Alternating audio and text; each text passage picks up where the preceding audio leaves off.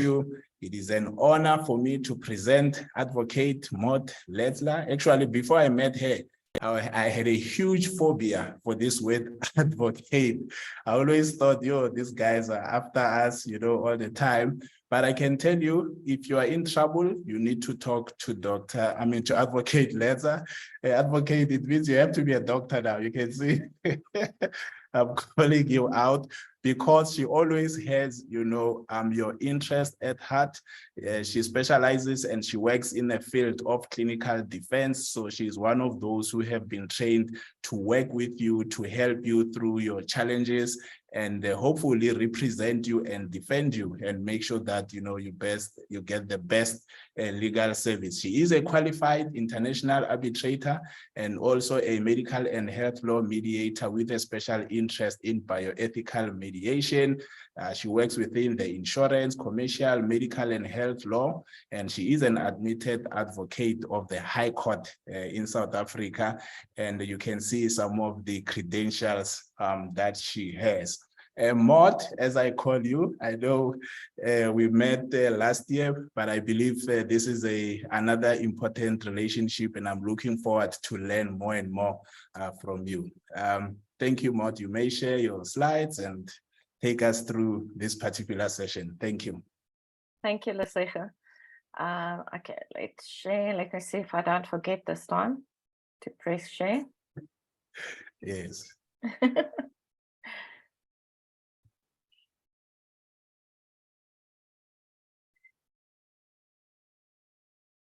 Okay, can you getting see it? lots of hearts and love. So welcome home. Okay, good.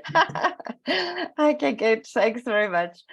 I'm going to start off by saying that for those of you that have been in this business for a while and probably longer than 5 minutes, you will know that probably one of the most boring talks to listen to is record keeping, because it's something we all think we know and we should know, and that we should apply in our practice every day.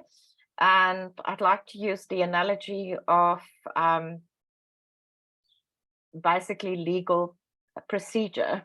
We have at varsity, when we study, we have two procedural subjects. One is civil procedure and one is criminal procedure. And we all love reading the case law because it's exciting and fun, especially the criminal ones, because the cases are fun and nobody tells you how important procedure is.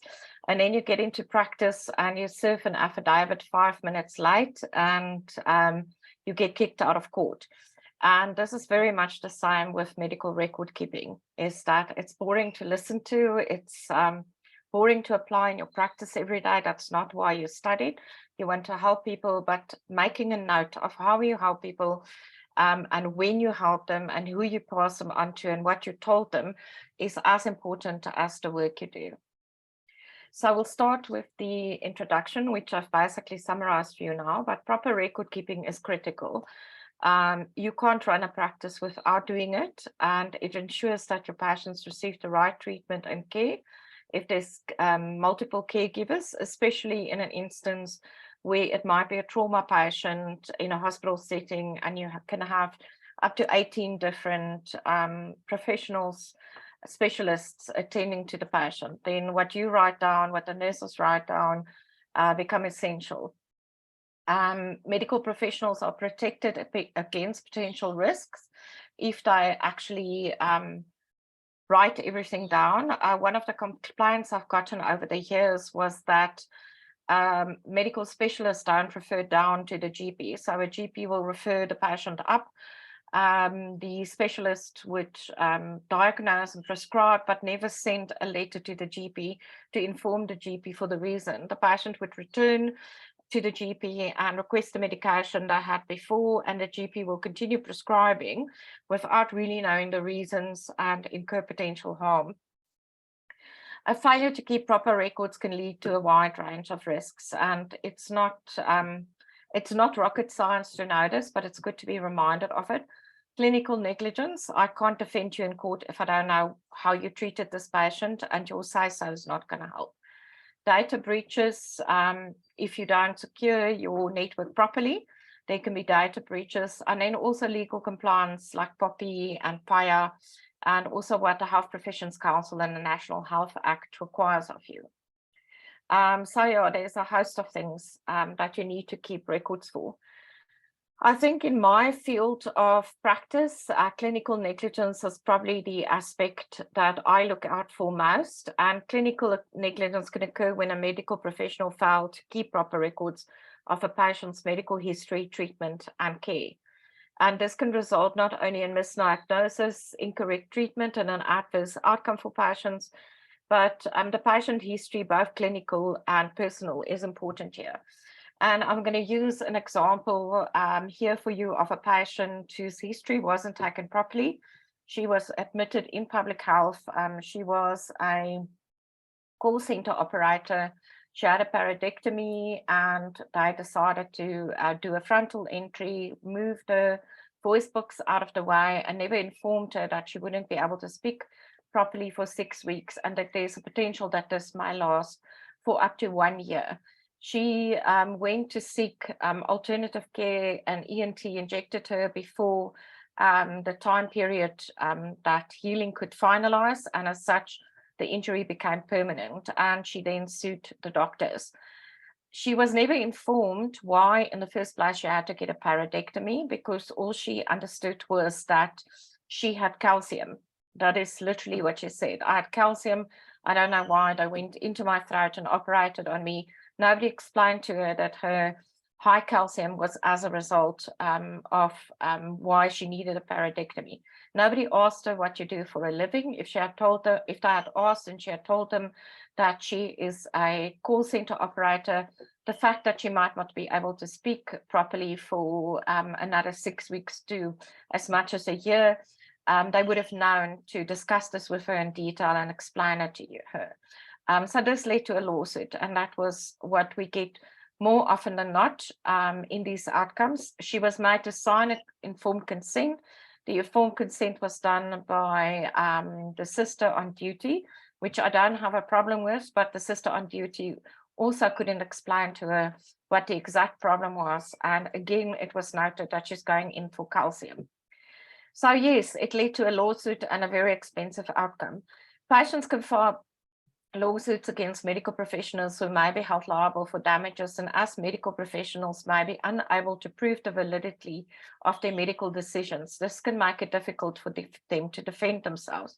In the example I used above, if you had recorded in your writing why it was necessary to enter the way you did, why it was necessary to operate, even though the patient only understood it as calcium, and why she couldn't carry on without it because it was affecting her heart, etc., you probably would have been able to defend yourself properly in court, irrespective of the patient properly understanding. But the records I had in front of me was like 4 or 5 pages of nonsensical stuff. 99% of people today can Google, and that's why I call it Dr. Google. They can go and Google their symptoms. They have an expectation of what's going to happen to them, and they're going to have an expectation of what you are going to tell me and what procedure you are going to perform, and they're going to be scared, dim-witted by the potential of what it is that might happen or not happen to them.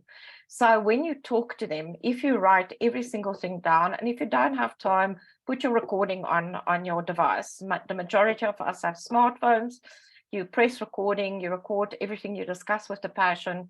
You can transport that to your OneDrive or whatever electronic means you have, and you have evidence that you had discussed this with the patient, because I promise you people don't remember. And I can use this as an example again from my own practice. A senior colleague of mine, very experienced senior colleague, was a witness to a motor vehicle accident. And many years later, say 5 to 7 years later, he was called to ask if he will be a witness. And he said, yes, definitely, he remembers exactly what happened in this accident. And he then decided shortly before the trial just to go and look at his notes that he wrote down for himself, because like me, he knows that our memories are faulty. And when he read his notes, he realized that he made a mistake, and the person that was actually liable was not the person that wants to call him as a witness. So this is how important it is to write stuff down or to record stuff, to take photographs, anything possible for you to create and to preserve a record of everything that is being said. If you're making a note in a hospital record, just take a screenshot, store it on your private OneDrive. And if your OneDrive is incorporated into your business practice or whatever system you have, it will be secure. Be careful of WhatsApp, but we'll get to that later, because even though they say it's encrypted, they listen to you, as we all know by now. Okay, I have to explain the balance of probabilities and the absence of records for you to explain how important this is. In law, we deal with what we call a balance of probabilities. In other words, that if an advocate, an attorney goes to court to prove you in the wrong, they only need to show a 1% chance of you not having done what they say you should have done to be successful. Very different from science and medicine, where you have to get meta-analysis and many tests for the outcome to be accepted. So in law, it's literally a 1%. In the absence of records, I cannot deny that that 1% exists. So again, very important. Record keeping to defend, I think I've touched on this some now. Crucial evidence to support the medical professionals' actions and decisions regarding patient care. I see this every day in my dealings with responses to the Health Professions Council, which is sort of my core practice, is to assist practitioners in their response, is that often the medical records it might tell the whole story in the view of the clinical care, but it doesn't tell the whole story of your experience. What was the patient like? Did the patient have a drug problem? Was the patient abusive? Things like that. So you need to note these things in your private records, because that can be important later on. The plaintiff patient must prove that the medical professional failed to provide the standard of care that was as expected, and as a result caused harm to the patient. If you do not include your notes on the reasons why you treated this patient in a particular way, I cannot say that you did not intend to cause harm, because I can't justify your reasoning. In recent cases in the UK, there's that maxim has shifted to the reasonable patient. And again, we go back to Dr. Google. The reasonable patient, as Dr. Google is, would tell them what they should expect as patients from you as a professional. And more often than not, this is an American standard of care rather than a South African standard of care. Again, please make sure that you make notes of your reasons. I had one medical professional that I recently wrote a defense for to the Health Professions Council. And one of the reasons this professional couldn't perform the procedure in a manner that they would have liked was because they were short of a particular piece of equipment that wasn't purchased by the hospital despite them asking for it. So luckily the professional noted it on the records, and I could use that as a reason to defend them. So again, small things like that is of great importance.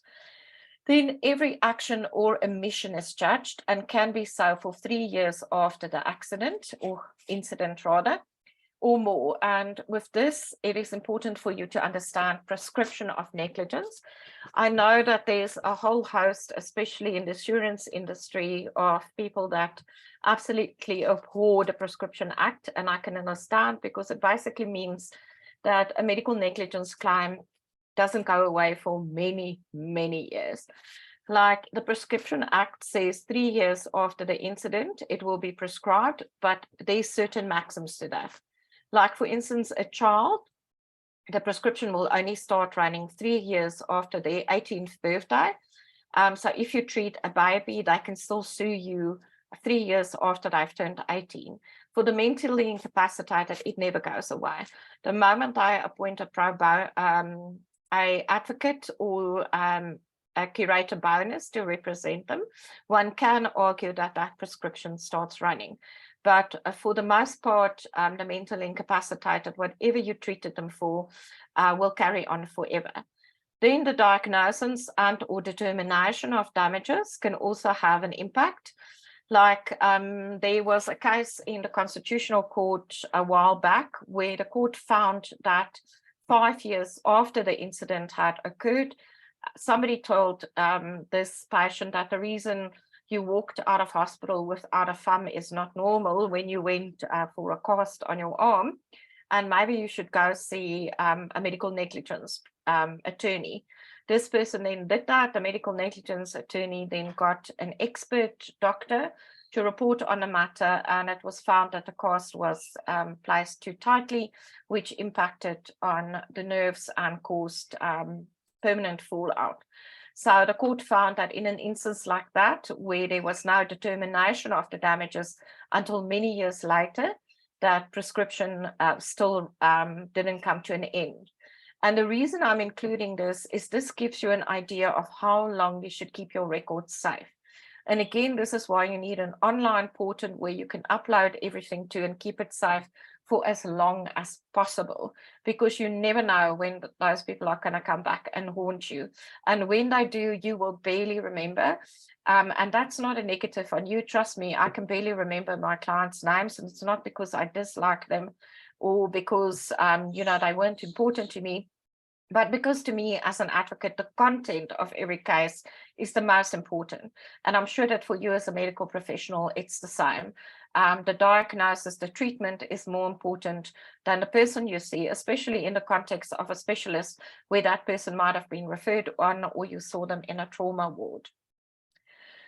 Cyber risks, oh, what a nightmare, especially if you were on some of the more cybery websites where all your information was stolen. But you have several legal obligations nowadays on the POPIA and PIA. I'm not going to go into POPIA now. You've all probably been bored to death with it by now. And I'm sure that if you use a customer relations portal or client relations, patient relations portal, then you would by now have complied with POPIA. PIA is a fairly recent occurrence in that the Act exists for ages, but they've recently made it applicable to private entities as well. That means if somebody now asks you for medical records, they can send you what is called a Form C. If it's in private health, public health has a different form, and that Form C will request you to provide all your documentation. Obviously, if you are insured, which I hope you all are, you will refer this on to your indemnity insurer. They will most likely contact me or whoever else they use, and we will put a bundle together for the attorneys to provide your documentation. I believe to be as helpful as possible, to provide it as quickly as possible, and to be as nice as possible, because nasty people get sued. Nice people seldom get sued, and that goes the same for you in practice.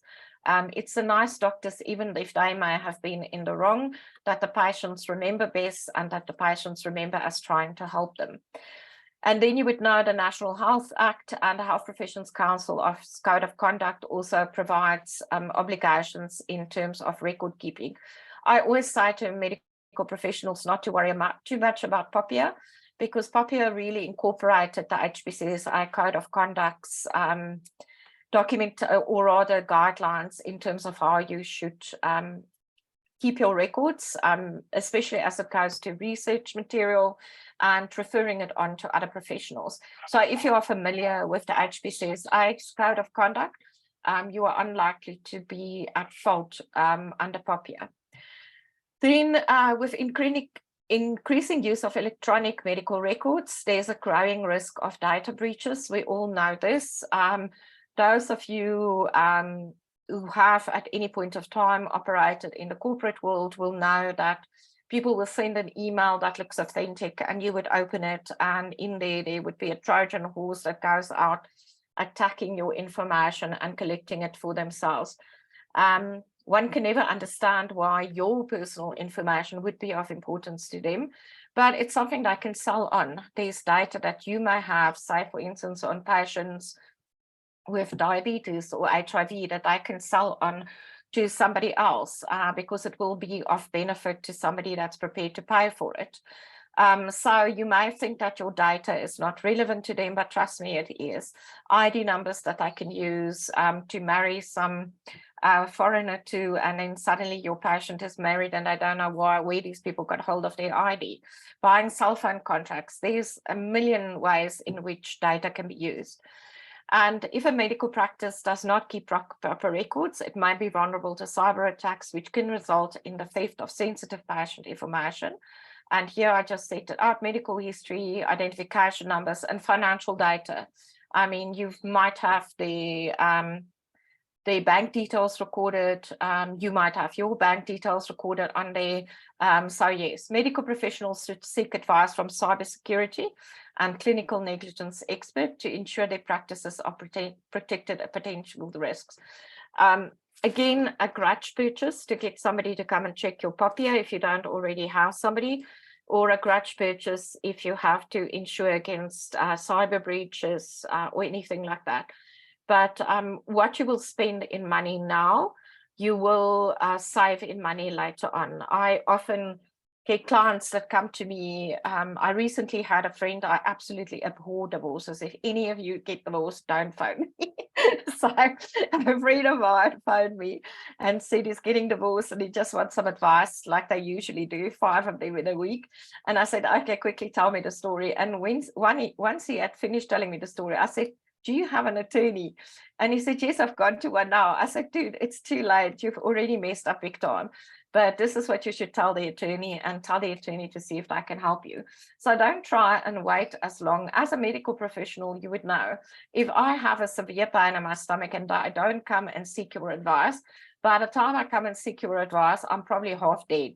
So it's a sign for law and cybersecurity and POPIA and all those things. Make sure that you are protected before the pawpaw hits the fan. And then by taking these steps, you can reduce your risks associated with a failure and ensure that they provide the best possible care to your patients. Once these things are sorted out and you've gotten into a habit of keeping your records, it will become like, you'll become like a machine, genuinely. You will upload, you'll take photos. All of it you'll be able to do in seconds, literally while walking through the hospital or on the way to your next patient. It will go that quickly. Okay, specific risks: improper handling of medical records stored on paper, and you'll make it easier for records to be lost or stolen. Burning your building down to save yourself from SARS might get you into bigger trouble if somebody sues you. And then unauthorized access to medical records. Medical records should only be accessible by authorized personnel, but many medical professionals have been caught accessing records without permission. Some of the care, so those of you that work with care on now in some of the private health facilities will know that that system is so strict that after a patient has been discharged, it's even a medical professional that dealt with the patient needs to ask for authorization to access the records again. That's proper protection.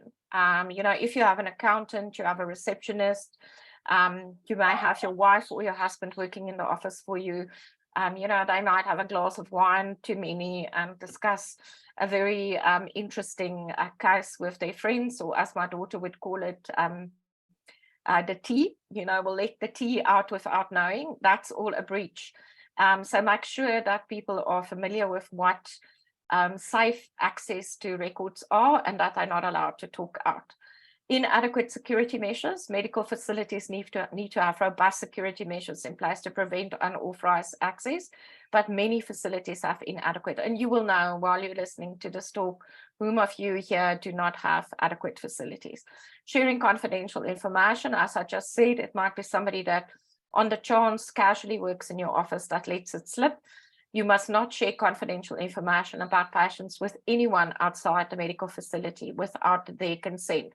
So this also goes wider than just the person working in your office, but also maybe you call somebody or discuss a matter with. Make sure you get that consent from the patient. What I do in my practice is I would inform my clients that I am going to discuss their matter with a senior colleague that might have a special interest in a particular matter, or might, for instance, have more experience than me in constitutional court matters. So I will inform them and I will say to them that this is a system we use as advocates to discuss your matter without giving your name away, but to discuss your matter with colleagues to get a better insight. And if the patient, 99% of the time, the clients are more than happy that they don't have to pay for the senior I'm going to go and ask, but just make sure they know. And it also shows that you care and that you're not a fly by the seat of your pants kind of a professional that thinks he knows anything, because that is a huge problem with a lot of medical professionals that I come across with a huge guard complex. Okay, specific risks continue. Failing to secure electronic devices, computers, smartphones, tablets should be secure to prevent unauthorized access to medical records. If you do use WhatsApp groups, make sure if you have an internal WhatsApp group that you discuss, for instance, with a family, where there's more than one doctor on giving feedback to a family with a seriously ill patient, make sure that it's encrypted, that only you can open that particular WhatsApp with a PIN code. It is actually now possible that you can put a PIN in when you go into your WhatsApp as well, and not just when you go into your phone. And make sure that if your phone gets stolen, you can wipe out your data from a remote device. Upload that information again onto your portal that you have, and clear your messages as soon as possible. WhatsApp allows you, when you take screenshots on WhatsApp, for instance, that it uploads to, or your photos rather, that it uploads automatically to OneDrive or whatever you use. OneDrive's going to have to pay me for all the advertising I'm giving them, but I've been using it for years and it's very effective.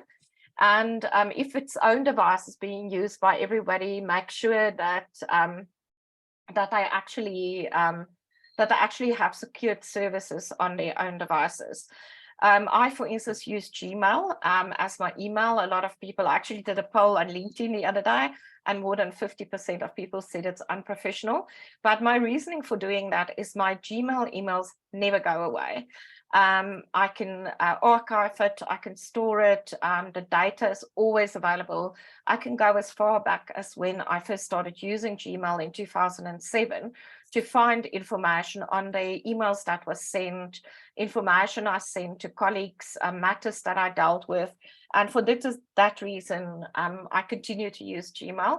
And look at a similar system to that for your own documents, emails, and as lawyers, I will tell you that my advice to junior colleagues is always that if you tell a patient, we tell a client something, confirm it by email. So if you have discussed something in your offices or in your rooms with a patient and you're concerned that they might not have listened properly, send them an email and confirming what you've discussed. It will also clear your mind, and you know for sure. You can even ask somebody in your office to do that.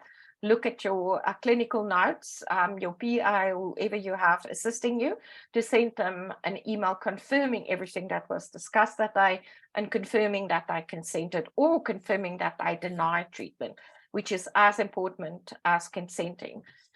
Unsecured networks, we know that we're sitting in open networks, especially those of us that sometimes run out of battery at home when the power's off. You might go sit at the coffee shop to update your records. That specific facility might not be secured. Medical facilities must not use unsecured networks to store or transmit medical records, as this can lead to unauthorized access. If you're in a space where you're not going to transfer money on your phone, then don't go into your medical records in that same space.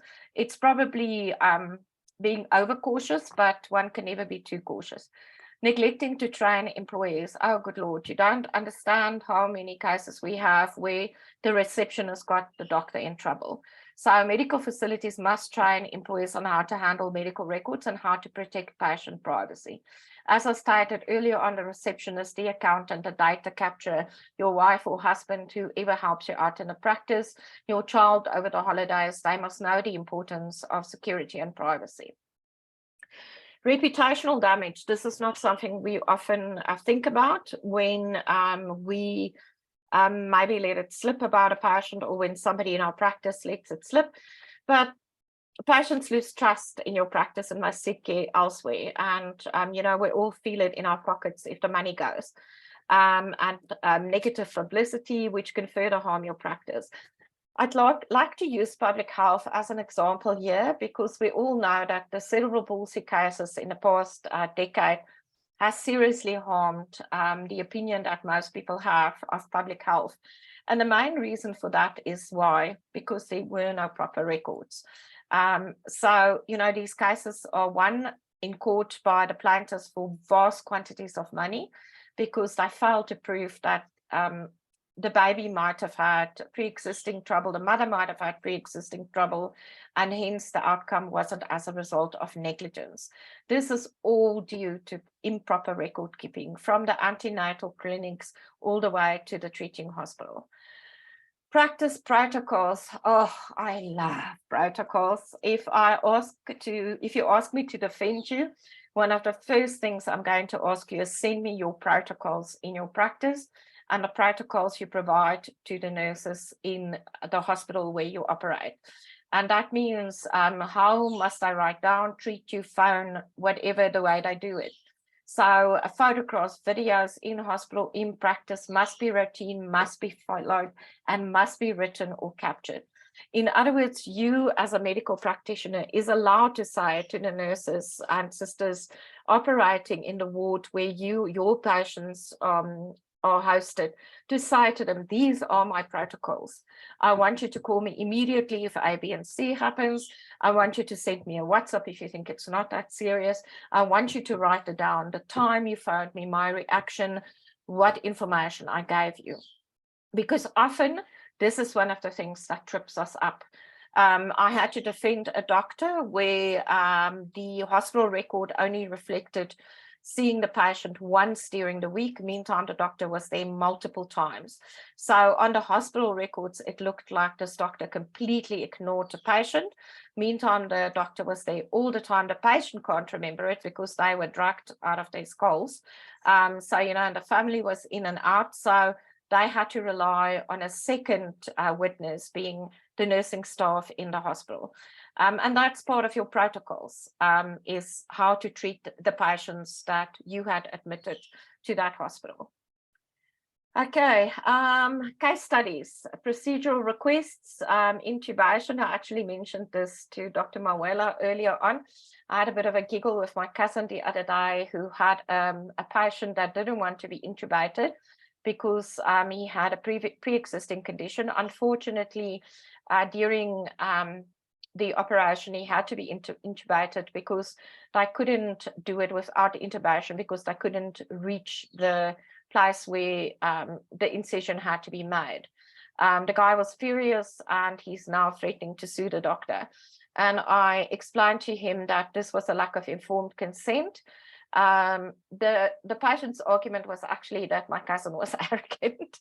I said to him, you have a bigger problem than your arrogance that came across, and that's the fact that you failed to inform this patient that you might have to intubate, despite his specific request not to be intubated because there wouldn't be any other way to do this procedure. But he failed to get the patient's consent to go any other way, and that's where the problem lies. With family, I had a matter last year where the family members were concerned about the amount of oxygen. One of the family members was also a medical professional and was concerned about surgical emphysema, and which then eventually did happen. But what I failed to do is to inform the family, and particular this person, that the patient would die without the treatment they were getting. And this resulted in a massive 5 family member complaint to the Health Professions Council that took us days and days to respond to and to try and sort out. We did manage to get the doctor not to be held liable, but all of that was unnecessary if the family were just informed continuously of the treatment. In this particular instance, there were a lot of specialists involved, and everybody was passing the buck to somebody else to inform the family.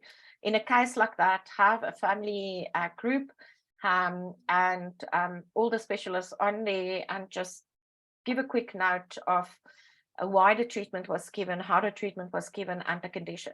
Because you might find that the doctor you are relying on, that is your colleague, has a much more gentle way of explaining things. He might say, oh no, don't worry, Mr. H, everything's going to be okay. Meantime, nothing is going to be okay. And everybody is fighting to keep this person alive. If that is the case, please tell them. And I know that in ethics, you are told not to upset people and not if it's going to cause psychological harm, not to give them the necessary information. I'm telling you, they're going to come back and sue you if you don't tell them. So you have to decide between being nice and between delicately giving them the correct information. Then some of the cases I've dealt with, which absolutely blew me away, was the fact that St. John's wort, marijuana and traditional meds can have an impact on the outcome. And this is where the history comes in again. And where if you don't take a proper history, you can miss out on this.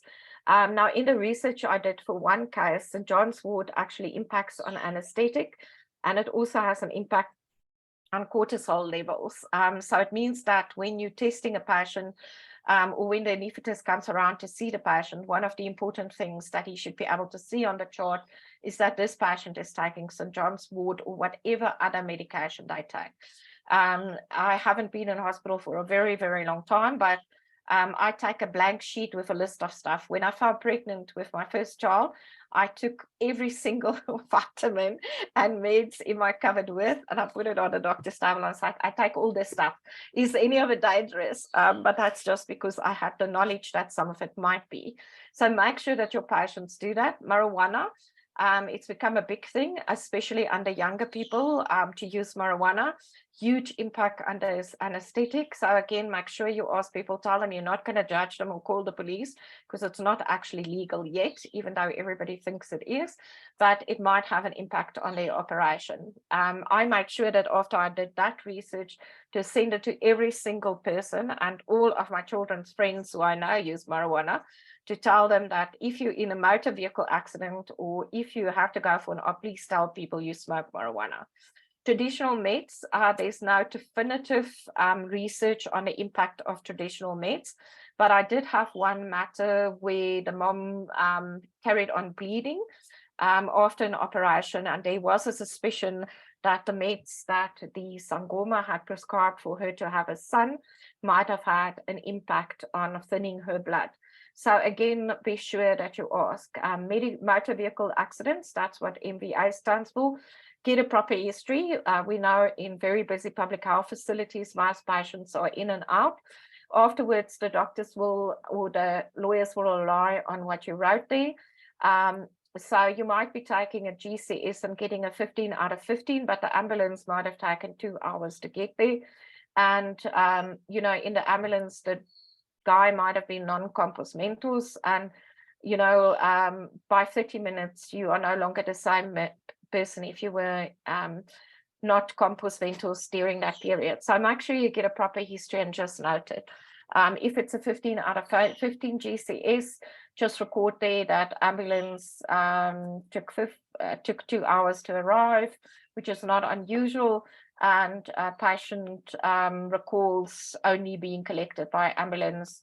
That means that that patient couldn't remember properly for 2 hours. That's a serious potential brain injury that you need to investigate, or at least a concussion. Neonate, as I stated earlier on, antenatal clinics records, super important. The mom might have had preeclampsia. She might have a history of underweight births. She might be a heavy smoker. I had one mom that had, I think, 5 underweight births, and you know, they sort of dismissed her in hospital, and she was made to walk to the scans, and in the process she gave birth, and the baby just literally, I mean, this sounds like a horror story, but the baby literally fell out on its head, you know, because it wasn't time for the baby to be born, and she was just, you know, all her smoking and her drug use. So please make sure that you get a proper history, you know, that you know when a patient should be confined to bed or not. Okay, and that's it. I don't know if I went fast or quick. I never know. I just motion on. So I'll stop sharing, and I'm sure we'll go on to questions now. Yes, thanks, Advocate. I think that was very informative. I think before I ask Dr. Maduna for his commentary, Dr. Google, but I've also seen that Dr. Google is now able to recognize doctors' handwriting. I saw something recently about that. Another take-home message for me is when you said that all communication needs to be reduced to some writing, at least an email confirmation. And I thought that was very powerful. The issue of protocols, we had a webinar actually last week or 2 weeks ago, I can't remember, on the importance of SOPs. And it even had a practical demonstration on how SOPs should be done, but health workers never have time for writing SOPs, and the issue of trying to be nice and honest. I think it's a very delicate balance which we need to work on. Yeah. Colleagues, let's start with Dr. Maduna. I hope you are there. I don't know if you have a specific feedback, comments from your side. Dr. Maduna works a lot in clinical governance. He has actually recently completed as well his PhD studies on clinical governance. So, but yeah, Dr. Maduna, welcome, sir. Thank you so much, Dr. Mawela. Maud, it's good to see you. It's good I'll to put see my you. camera back on. Yeah. And it was very quite exciting to listen to your presentation. I think Dr. Mawela is correct. Just complete the thing, man, and become a doctor. You have all the terminology now, and you know the tricks of it all. You can just go write your whatever and become one of us. I can't do math, Dr. Maduna, so that'll kick me out. Look, there's not much by way of commentary from my side that I would like to add, because all the aspects were covered. Safe to say that, over the years, one has realized that if you can do a very good job, but if you don't record that, you're like someone who hasn't done that job. And as they say, if you've not recorded it, you haven't done it. Now, I think that adage applies equally to medical practice. And when we lectured to medical students, we would stress the fact that, you have to talk to the patient. You have to give the patient enough time to relate what they feel or what has brought them to you, so that you can understand. But at the end of it, record it nicely, logically, so that it can assist you to remember what the patient was saying, and then come up with your management plan and treat the patient accordingly.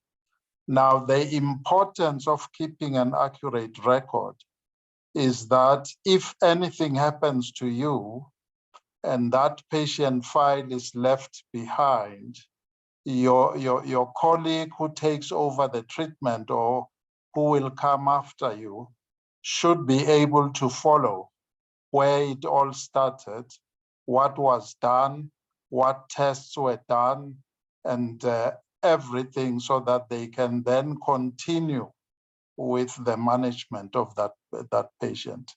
Now, the reality on the ground is that every healthcare professional is important. It's not only the doctor who has to keep a record, but remember there's nursing care attached to it. So the nurse who will come up with that nursing plan and also record, the vital signs on that form where you record your blood pressure, your temperature, and so on, has to do a good job. I know that often you find people who will take a shortcut, not actually test or check the temperature of a patient, but just come up with a figure, cooked figure, and put on the chart. Now, the result of that is that you have an unreliable record in your hands, which will create problems later. Similarly, all the other healthcare professionals, like your physiotherapist, whoever does anything to the patient, has to make sure that the piece of paper they write on is written on carefully, clearly, for anyone to be able to read it, but also securely, so that that patient record will become useful at a later stage. We have had colleagues to defend or assist our legal teams to defend the department where the case is against the department, in court. But the very, very, very frustrating thing is, number one, if that patient record is lost, that creates a big problem, because whatever you say in court will not be listened to, because you don't have facts, you don't have proof that a procedure was done, and if done, it was done this way. Now, what then happens is that you lose a case purely on the basis of the fact that the record is not there. Where the records are present,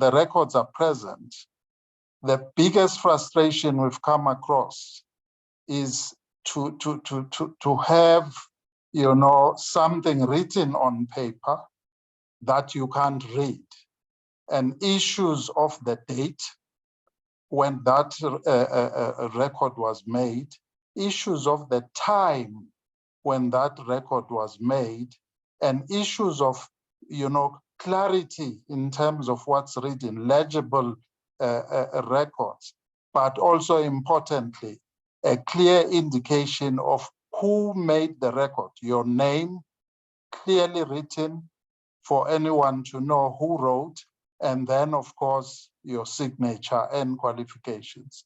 These things sound cumbersome, but when you are in court, these are the things that are required so that they are able to establish who actually interacted with the patient. And those things are very crucial. And I don't know how to stress it, but it really does lead to many problems. We have had departments of health in the various provinces confronted with big amounts, medical litigation with a book value of billions, not millions. And if you analyze those, you find that central to that is the question of a record, information management. And I think those are very crucial. I can talk the whole day about information management and the need for that to be proper. But let's just take questions and respond to what colleagues will have to say. Thanks, Dr. Mawela. Yes, thank you very much, Dr. Baduda. I think you have put a lot of context around this particular topic, and we really appreciate that. Maybe Maud, let's start with a concept that you mentioned in your presentation, the balance of probability. Kwasi says, hey, that was too technical. Can you make it simpler for us? Okay, Yeah. I'll use the example I used the other night when I actually trained dietitians. And that is, there's a very famous case in London, which I love to use because it's so funny, is a lion escaped from a zoo, and he was suspected to have gone into Regent's Park. And a dog bit a child, but people were convinced it was this lion. And the court found that it looks like a lion and it sounds like a lion, that it must be a lion, and found in favor of the plaintiff and against the zoo. It didn't turn out then later on that it actually was a dog and it wasn't a lion. So that's the 1%. And to explain a 1% is that if there's a feather on a scale and that feather tips that scale even just a fraction impossible to see to the open eye, that convinces that judge that a matter should be found in favor on one party or the other, that is a balance of probability. Now, imagine you have to say to a patient, I'm going to perform an op on you that you have a feather of a chance to succeed or to recover. They will all be horrified and told you are absolutely mad and to leave them alone. But in law, that is a maxim that's accepted, the balance of probabilities. Normally, we use it as a 49-51%, which makes it sound more reasonable, but it actually only requires 1%. And we call those cases the 1%ers. And that more often than not is delictual claims, what damages claims are, and personal injury claims in medical negligence. So if you are caught murdering your husband because he's irritating you, you will go to court for not a balance of probabilities, but beyond a reasonable doubt. So that's a much stronger maxim. In other words, there must be sufficient evidence that is beyond a reasonable doubt. And for that reason, it's much harder to convict somebody of a crime than it is to find in favor of somebody in a civil law case. Thank you for that. So I'm going to mix with my questions as well. I wanted to check with regards to alterations. Is there a best practice recommendation if I have to make adjustments or corrections to my notes? How do I go about doing that so that the records still remain valid? I think if it's your own personal notes, and you wrote a date next to the original note, and then have to make a change, maybe just do it in chronological order and put the new date that you're making the correction, and then say, on other different from above, I have now found that A, B, and C is in actual fact correct, and the reason I'm doing it. That way you give a chronological account. If you go and scratch out, it might look like, you after the fact went and made changes.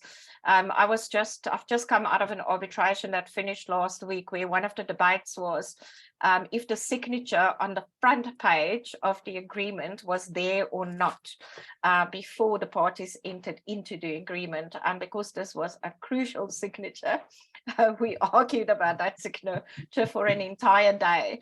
So, so you don't want it to look as if you inserted it after the fact to change anything, even if that was not your intention.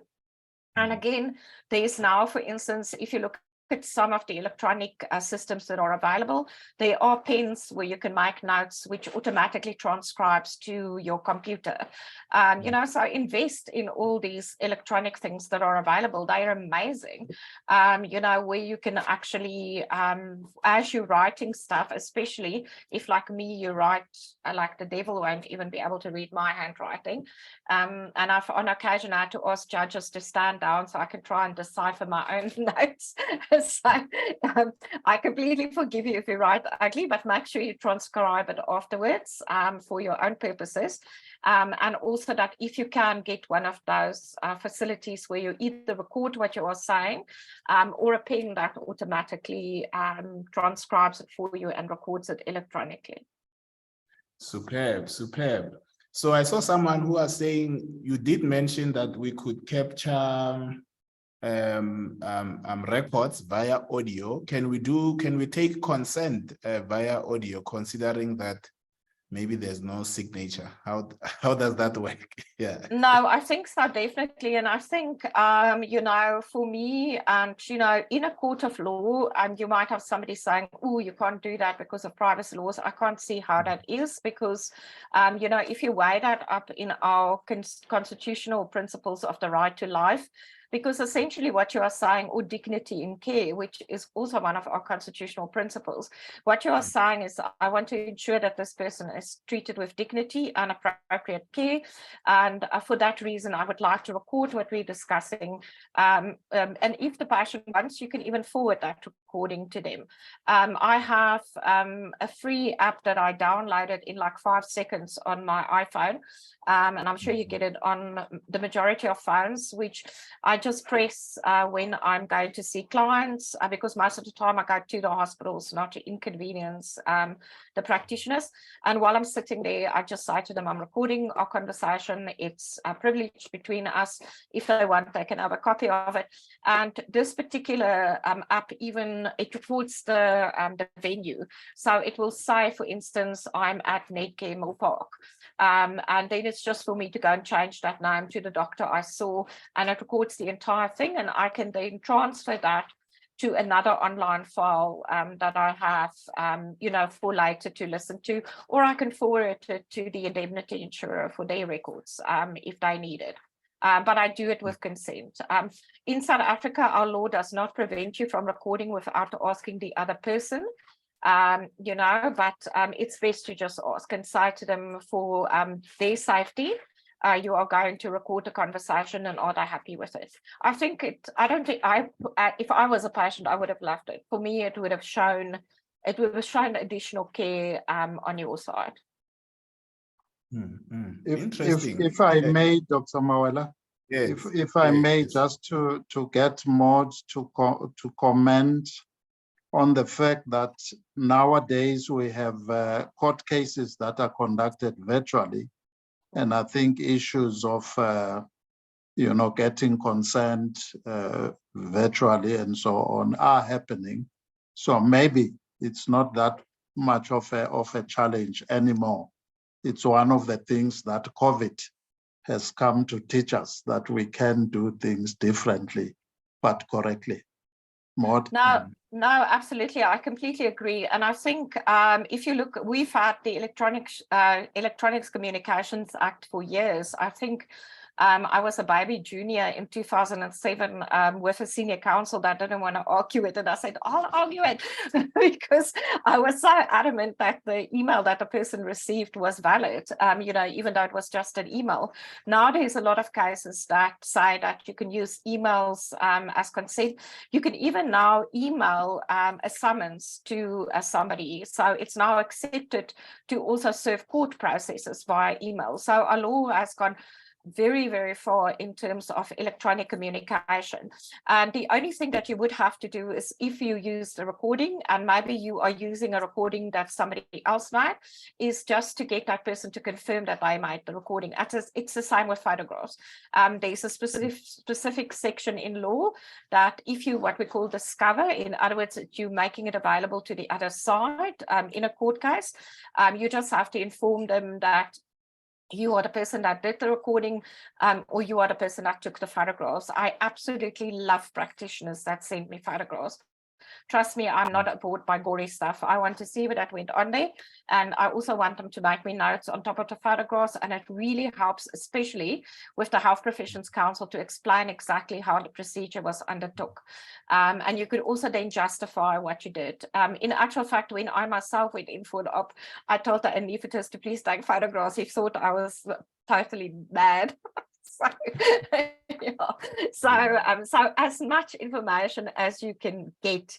And I mean, there's storage facilities that you can buy. For instance, the kids and I have a 200 megabyte storage facility for our iPhones. I have a terabyte facility on my computer, and it costs a fraction of the price. I think it's like $140 in a month to be able to store everything. And once in a while, you can go through it and get rid of what you don't need anymore.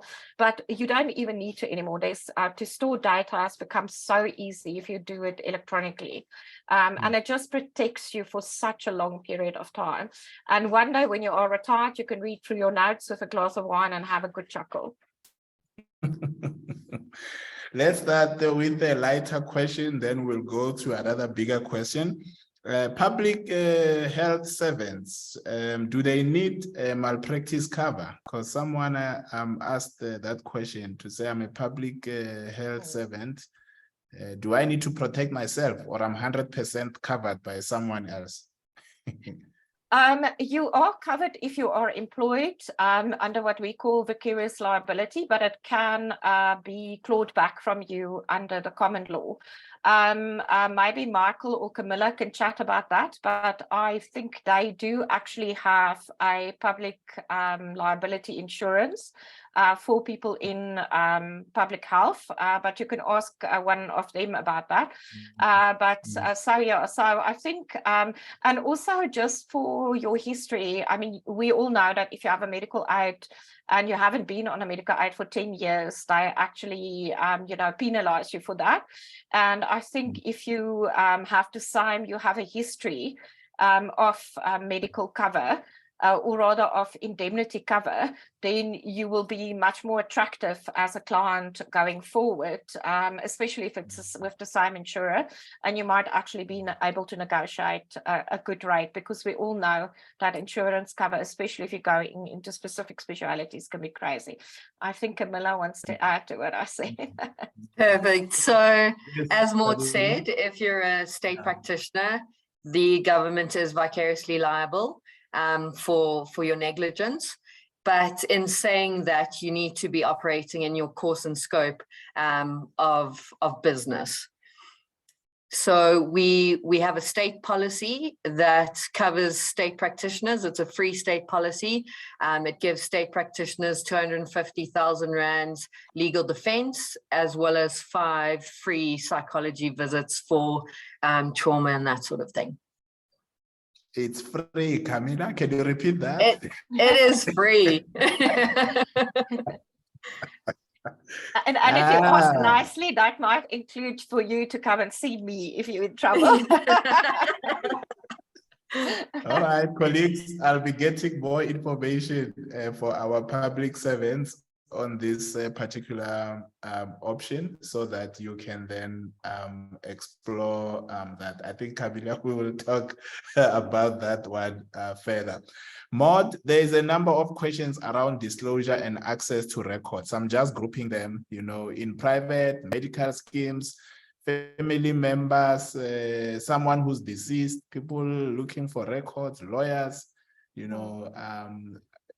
I'm clustering them. I'm not sure if your answer would be able to respond, broadly, or what's the process? What's your advice to clinicians when it comes to disclosure or giving other people, the client's records? Yeah.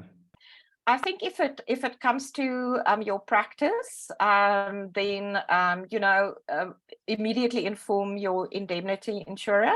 But you can even start earlier than that. If something happened, and it doesn't have to be negligence, it could have been an adverse outcome or a complication. So if you're concerned there might have been an incident, inform them straight away. And, then if there are queries regarding the records, they already know that it's coming. And I can put it together for you. They will respond on your behalf. And if there needs to be an answer, like it's SANCA or the HPCSA, then they will assist you in formulating the response for you. But if you are in public health, there are probably different procedures. I know, and maybe Dr. Maduna can jump in here, but I know that public health have now sort of put systems in place where documents are stored in a central location. And like with hospitals, if I want to have medical records, for instance, from Milpark, to use them as an example, then I would write to the hospital manager, who would then refer me to records, and I would have to complete a Form C, which will include the ID of the doctor I'm requesting it on behalf of, and the reason or the constitutional right I'm trying to protect. And that's very easy. It's just for access to information. I normally just say for a fair trial, because for me, that's what it is. If I'm defending the doctor, it's to make sure he gets a fair trial. And they then obliged to give you that information unless there's another stronger right that they are trying to protect. But they would have to give you reasons for that. And if they don't provide it, you can go to court for an application to obtain it. But as a general rule, I'm actually on first-term basis now with most of the ladies at the hospitals already. You just email that person, you attach the Form C, and I will provide it. For you as a doctor, when you do get a Form C, and you have an indemnity insurer, and that's the nice thing about it, or a broker, you can immediately forward it on to them, and I will deal with it from there, and I will tell you what you need to provide. If you have an online system where every patient's records are stored, it will be as easy as clicking on that file and emailing it to whoever's requesting it. But don't send it before not informing your insurer that you've had a request, so that I can also just be aware of it, because you do have timelines as well within which you have to report. Yeah, and then I mean, that question is big, because I see people are saying, can the HPCSA employee ask for the forms? And I think what I'm getting from you is that there must be a procedure for requesting records. And when you get those requests, you need to engage your legal or your malpractice insurer so that you are advised appropriately at that point in time. I think being proactive seems to be the key message there. Yes, I think you'll see, and the HPCSA still uses it. They have a consent form that the complainant fills in. And I sent that consent form to you together with the complaint and a letter with the response date and all the rules and regulations. Like, I've got about 50 million emails with rules and regulations now, but I do that to inform you of your rights, which is nice if you are not represented to have. But attached to that is the basic consent form that lawyers used to use in the old days. So they would send the consent to your offices to say the patient has consented for them to give you records. You are now within your rights to ask them to please provide you with a Form C. And I think, Lesego, what I'll do is I'll send you an example of what a Form C looks like, and you can load it up for people to see what it looks like. It's not very extremely basic. It just says, this is the person it's addressed to. This is what you are looking for. Do you want electronic? Do you want hard copies? And you are entitled to ask them to pay for hard copies. AMPAF, I think, wanted to charge me like $300 for like 5 copies, because I also charge you an admin fee. And I found my doctor and I said to him, do you have the AMPAF records? Because these people want to charge me like $300. And he said, yeah, sure. And he sent it to me, So I think, you are allowed, if it's a volume of documents, in one case, the patient was in hospital for 41 days. So you can imagine it was like a pile of records. That was luckily on CareOn. So it was an electronic record they could send to me. But I think it amounted to over 2,000 pages.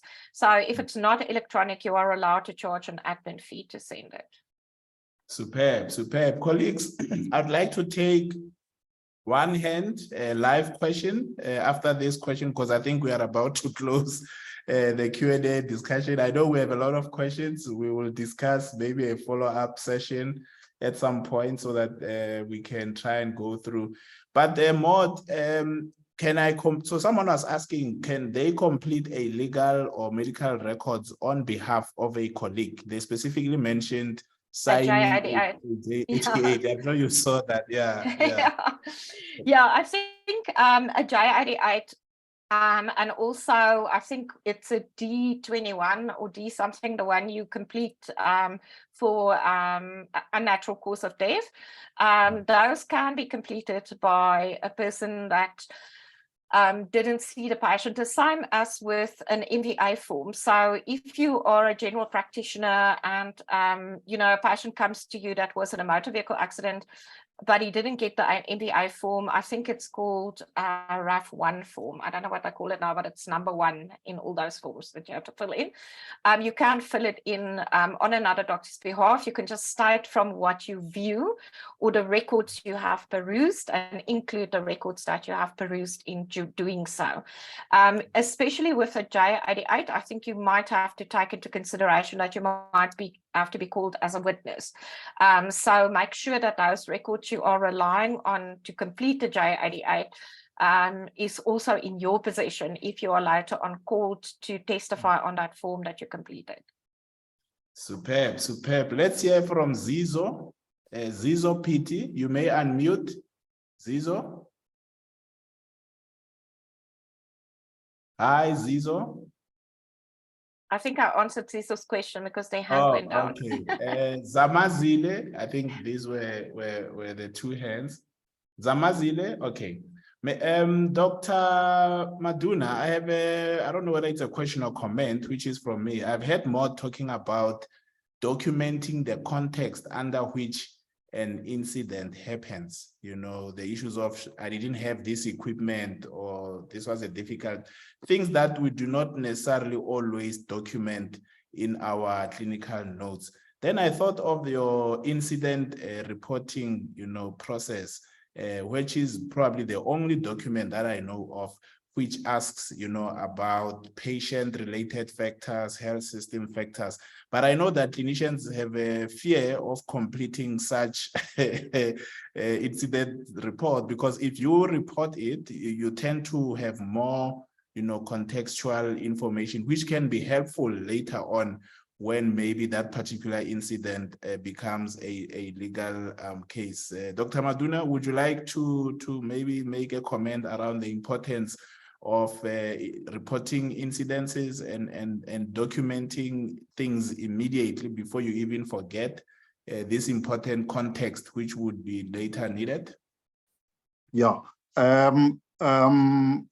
Maybe let me start by responding to Socrates Siane, who wanted me to show my face. I'm using a computer here that doesn't want to open that video. That's a lie, Dr. Maduna. You're sitting there in your pajamas. We know it. I'll take you to court for that, Maud, because on the balance of probabilities, you will be found wanting. You won't have any proof for that. Anyway, colleagues, I think it's important to just make a note that the World Health Organization has put a lot of emphasis on patient safety, and countries, member states have been encouraged to actually gazette this as an important aspect of patient care, where the responsibility rests with us to look after anyone who puts him or herself in our care, and therefore saying you are the one who will make sure that what I've brought to you is attended to. But what's more, if you are going to admit me to a hospital or any other facility, my safety is in your hands, so that the patient safety incidents reporting and learning has been formally attended to in our country, to the extent that we now have a policy in that regard. And according to that policy, we are expected to make sure that patients are safe. But not only that, if we see anything that will affect a patient negatively while they are in our care, we need to report that and take action. Now, if, for example, the environment in which you find yourself in as a patient is not safe for you, that is a serious case against the authority in whose facility you are in. If the medical equipment that is supposed to be in that facility to make sure that you receive proper care, if that is not there, then the case goes against the authority. So it therefore means that, you know, we have to make sure that we, firstly, as healthcare professionals, do the right things. We follow the guidance from our professional bodies in terms of our scope of practice, and also how we should do things professionally and ethically. And then secondly, the tools of trade that our employer, if we work for government, makes sure that I have everything that is needed or is necessary for me to take care of the patient. And so the thing continues. But also of importance is the patient, him or herself, because they also have a responsibility if they contribute towards their own injury or any incidents that affects them negatively. They are held responsible for that. So that's basically the emphasis of the patient safety incidents reporting and learning. Now, without going to punishing people, what that policy also stresses is the fact that we must get into the habit of learning from our mistakes. In other words, if you've committed a certain thing that was unsafe for a patient and that is discovered, you must learn from that so that the next patient doesn't, you know, suffer as a result of your continued repetition of a mistake.